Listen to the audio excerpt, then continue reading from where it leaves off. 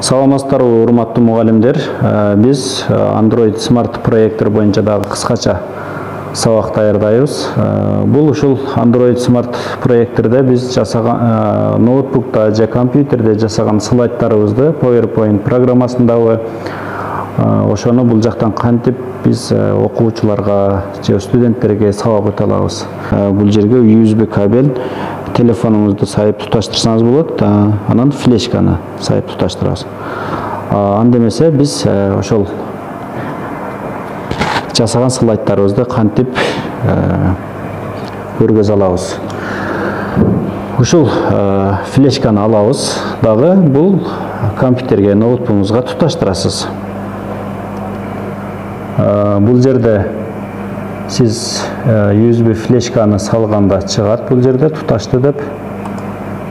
Андан кийин сиз ага чейин слайдты даярдап койгон болсоңуз, дароо өткөрүп алсаңыз болот.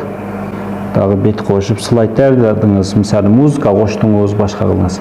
Эмес файлдан мына сактоо бөлүкчөсүнө келгенде сохранить как тандадыңыз. Например, My Document ушундай терезе чыгып калат. Буну көрүп эле жүрөсүздөр. Ушул презентацияны сактап атканда бул жерге атын бересиз, мисалы сабак. Ушул жолчонун ылдыйында мына презентация PowerPoint деп турат.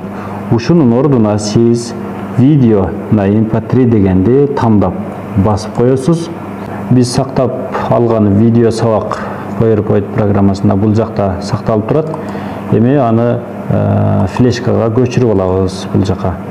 Выставить этип көчүрдүк. Мына сабак этип экинчи сабагыбыз өттү.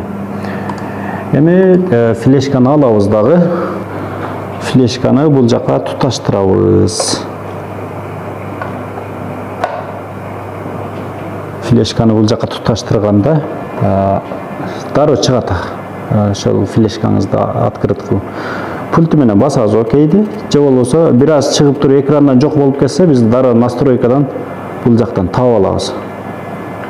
Бул жерден Media Center деген папкага киребиз дагы. Жанагы биз туташтырган флешканы все папкасына кирип, мына бул жерде сакталып турат Шайназар деп. Ошол флешкаңызга кирсеңиз, бул жерде сиз түзгөн папкалар жана сактаган видео сабагыңыз турат. Мына сабакты баскан соң паузаны басып турсаңыз болот. Мына көрдүңүз.